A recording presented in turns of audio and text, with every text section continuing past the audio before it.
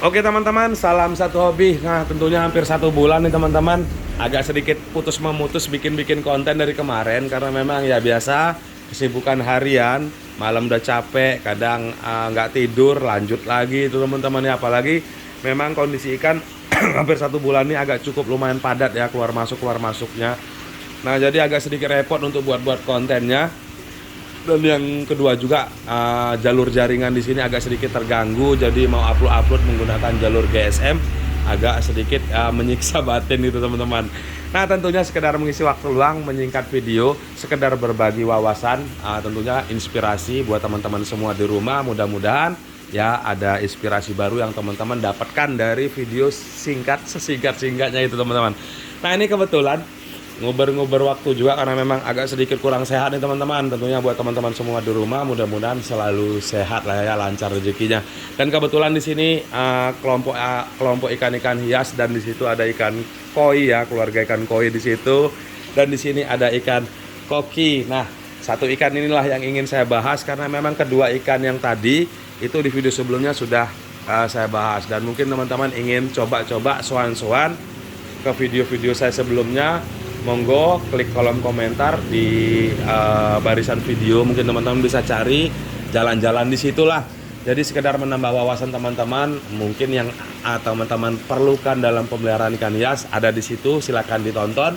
Atau bisa langsung tanya, monggo di kolom komentar, bebas dicuplikan video apa aja. Tentunya masih di seputar ikan hiasnya. Nah tentunya nih ngobrol-ngobrol tentang ikan yang satu ini ya. Udah nggak asing juga nih ikan yang satu ini, ikan lebih dari 1 juta umat lagi nih teman-teman. Ini ikan komet ya. Ikan ini tergolong ikan purba juga nih teman-teman, masih dalam satu keluarga ikan koki dan ikan koi yang itu teman-teman. Ikan mas tuh masih dalam satu keluarga itu teman-teman. Nah, jadi memiliki bahasa Latin kalau tidak salah Cyprinidae itu teman-teman. Dan ikan ini cukup lumayan tua nih teman-teman, beberapa generasi sebelum kita. Ternyata ikan ini dari beberapa artikel yang saya baca, ikan ini juga cukup lumayan tua, dari 1729 itu mulai dipelihara. Nah tentunya berasal dari Cina ya tentunya teman-teman. Nah jadi ikan komet ini berasal dari Cina. Nah tentunya melengkapi juga cukup lumayan banyak nih ya produk-produk luar, terutama Cina yang masuk. Bukan hanya produk-produk, tentunya ikan hias juga dari dulu hingga saat ini ya cukup lumayan banyak. Nah pada dasarnya kita ambil segi positifnya aja, sekedar melengkapi hobi kita di sini. Nyatanya hingga saat ini memiliki tempat khusus tersendiri itu teman-teman. Nah ikan komet ini mulai dari tahun 1729 itu tadi teman-teman, mulai dipelihara dan dilirik lah tentunya oleh tetangganya ya, partnernya kalau waktu itu. Jadi Jepang. Nah Jepang ini mulailah dia mengadopsi, jadi coba membudidayakan dari struktur warna dan corak-corak itu teman-teman, hingga masuk ke Indonesia. Nah tentunya masuk ke Indonesia sendiri itu nggak saya temukan dari beberapa artikel ya pada tahun berapa tentunya hingga saat ini. Nah ikan komet ini ikan murah meriah seperti ikan-ikan inilah ya. Di kios-kios itu biasanya nggak jauh-jauh dari harga 2.000, 3.000, mungkin ya 5.000 itulah gitu teman-teman. Nah ikan ini cukup lumayan tahan sebenarnya teman-teman. Dan mungkin ada teman-teman atau penghobi baru atau ibu-ibu, mbak-mbak di rumah ya, ikannya kok beli gampang sekali mati, kenapa gitu. Nah jadi akan saya bahas sekalian nih teman-teman ya. Jadi ikan komet ini tergolong ikan yang cukup lumayan tahan lah ya, menahan pH, perubahan air drastis gitu. Cuman tetap disarankan menggunakan air yang memang benar-benar sudah disiapkan. Nah terus dalam masa-masa perawatan tentunya gantilah air rutin, biasanya seminggu atau 10 hari sekali. Separuh itu teman-teman ya, lakukan seperti itu. Nah tentunya kualitas dari filter juga dan pompa juga harus mumpuni, karena memang ikan ini tergolong ikan keluarga ikan mas, jadi memerlukan kualitas air yang bersih dan memiliki kadar oksigen yang tinggi tentunya. Nah terus penyebab kematian.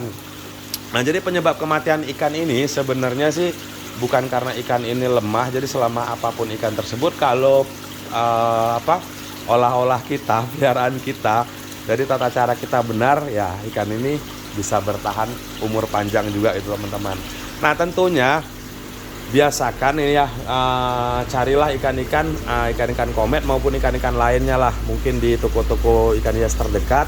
Ya pastikan ikan ini yang sudah agak sedikit lama dipelihara, jadi udah lolos karantina gitu teman-teman.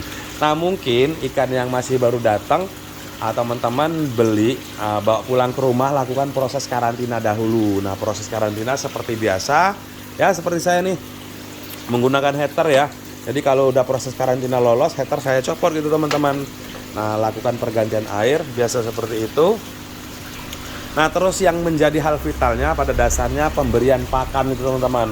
Nah jadi pemberian pakan ini secukupnya aja, jangan terlalu boros, jangan terlalu kebanyakan, karena memang ikan yang satu ini tergolong ikan yang peka sekali terhadap kualitas air itu teman-teman. Nah jadi jika kita pemberian pakan berlebih dan sisa-sisa pakan di situ ataupun sisa kotoran di situ, otomatis cepat membuat air ini keruh.